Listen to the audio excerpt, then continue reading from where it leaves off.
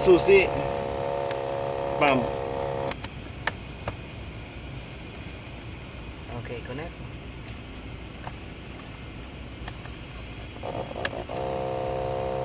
The servo needs to be serviced.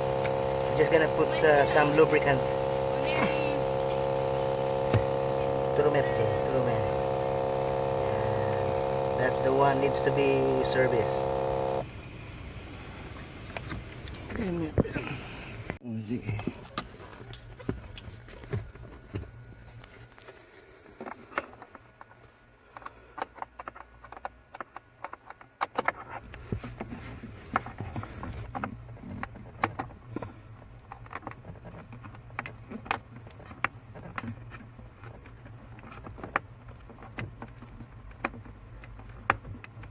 Baka punta kami sa Kuya. Bet. Si Kuya Park. Dito anak ka rin. Yeah. General Sherman Oaks, the tallest tree.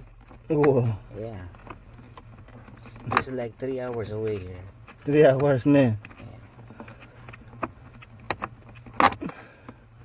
Malapit niya makita na.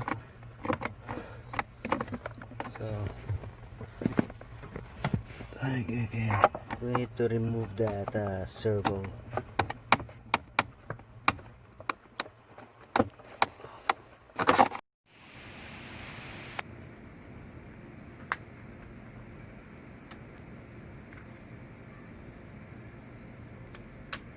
Abot na la, malutong na la.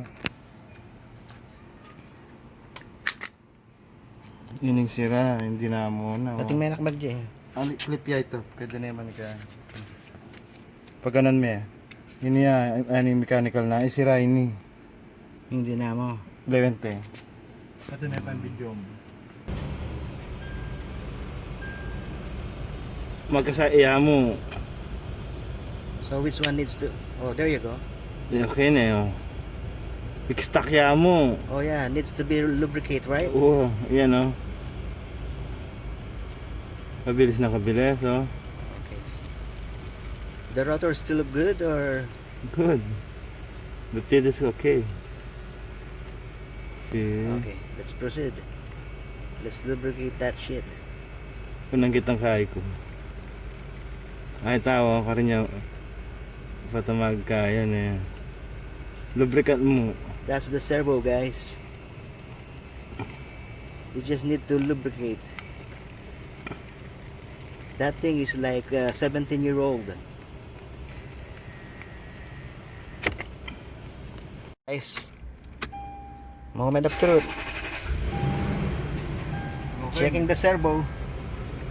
No more beep. Okay na. No more beep. Kickstock ya mo na. We just need to lube it up, dude. But it's hard to access, right? Very hard to access. 93,000 miles. 2004 Lexus gx470. Still in pristine. Ito mo pa. That's the right servo right there. Sige, kabit mo na. Now we just gotta have to put everything in reverse. That's the duct. That's the air duct. You have to remove everything to access on that servo. The servo is located at the inside the glove box.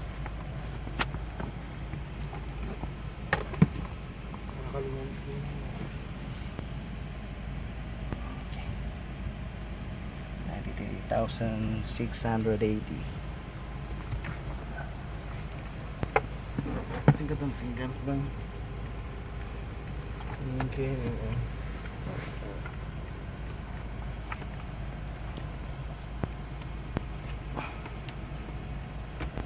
Electrical tools.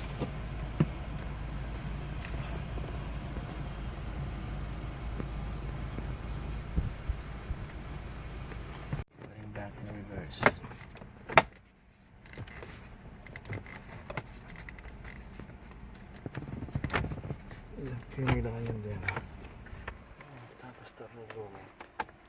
Tapos kayo niya.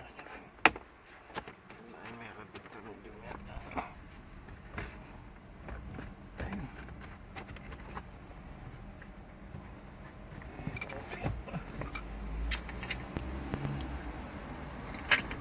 Screwdriver.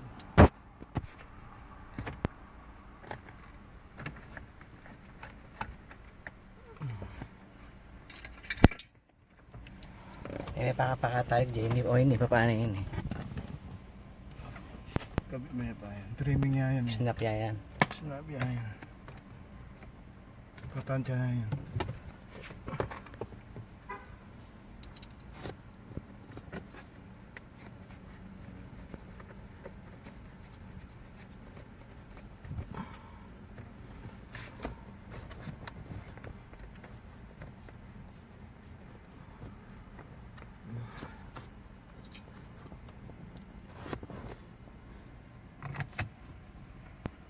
Placing back things in reverse.